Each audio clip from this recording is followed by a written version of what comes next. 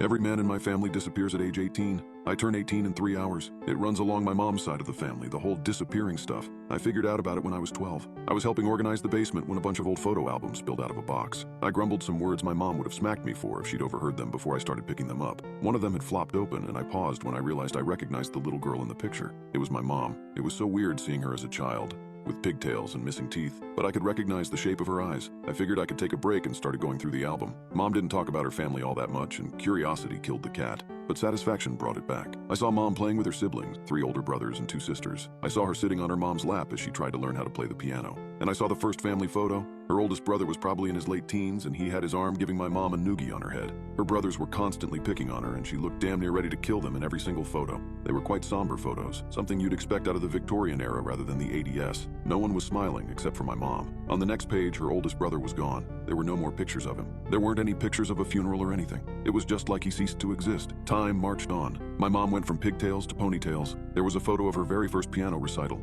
Her other brothers seemed all right, although the second oldest got more and more somber over the years. He seemed like the life of the party before the oldest brother just disappeared. Now he was at the edge of photos, never smiling, never excited. His time came to an end with a family photo too. My mom wasn't smiling this time. I think by then she knew something was wrong. This wasn't a family photo to commemorate something happy. It was to have one final image to remember him by. He disappeared from her life after that picture, like he'd never been there in the first place. The final brother seemed as carefree as ever, but he was the one closest in age to my mom, probably only a year or so more. If anything, he seemed more present in her photos than ever. Maybe he was trying to get as much time together before the end. My mom went from a little pigtailed girl to a gangly, nerdy teenager with braces and pimples. Her final brother seemed to skip the awkward and went right to being cool. I bet he was the most popular kid in his class, but he still spent all his time with his baby sister. The final family photo, my mom couldn't hold it together. Rather than the serious, somber photo the other two had been, the photo blurred with motion as my mom clung to her brother. Tears were running down her face while her family all balked around her. That wasn't how it was supposed to go. They were all supposed to pose nicely and have one final image of their son. Instead, my mom was weeping as her brother clung back onto her.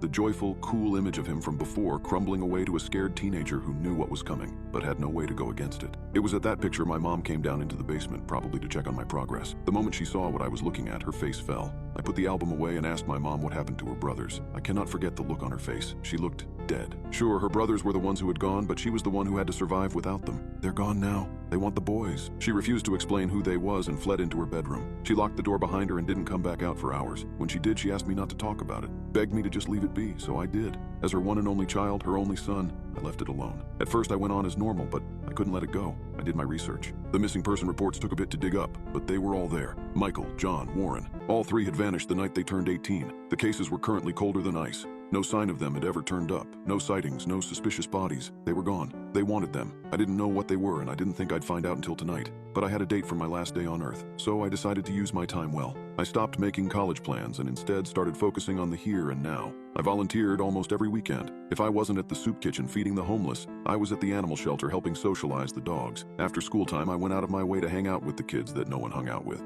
I ended up making some shocking friends, people I never would have given the time of day to before I found out I was doomed. I joined the photography club. I actually won some local contests with my photos. I tried to inspire other people to get into something creative, something fun, not to be good at it, just to have a good time. Above all, I prioritized time with my mom. I'm the only real family she has. Maybe I was a bit of a mama's boy, but it didn't matter. I didn't want to leave this world without making a difference. I think I did, and I had some fun doing it too. Few more hours. It's so strange. The last years both stretched on forever and also seemed to happen in the blink of an eye.